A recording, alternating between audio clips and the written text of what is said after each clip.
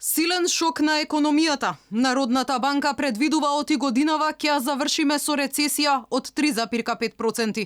Корона кризата ќе ја почувствуваат и работниците и бизнис секторот. Првите помалку ќе заработуваат и помалку ќе трошат. Фирмите пак помалку ќе произведуваат и помалку ќе инвестираат. Рестриктивните мерки кои оставија илјадници работници без редовни месечни примања негативно ќе влијаат на потрошувачката моќ на граѓаните. Според Народната банка, личната потрошувачка ќе се намали за 4%.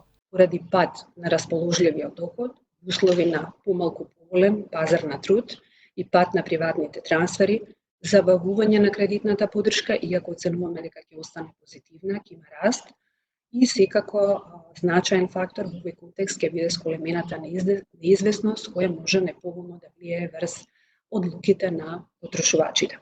Погодени од корона кризата ќе бидат и компаниите кои работат за странски пазари. Побарувачката на домашни услуги и стоки во странство ќе се намали за 5%, а пат ќе има и кај извозот, и тоа од 17%. Негативни се и прогнозите за капиталните инвестиции. Тие годинава ќе се намалат за 10%. Но сепак, државата ќе троши онолку колку што планирала.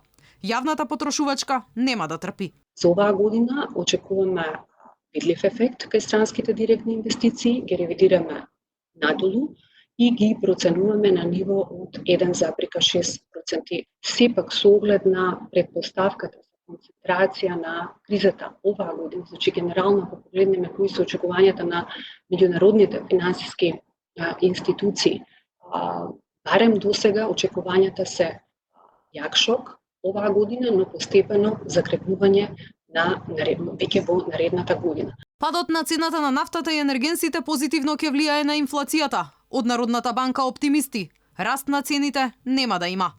Инаку според проекциите на Централната банка, економијата ќе се стабилизира следната година, кога се очекува раст од 4,7%.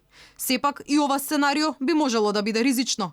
Доколку кризата се пролонгира, а странската побарувачка падне, тогаш и бруто домашниот производ би можело да се намали за дополнителни 2,3%.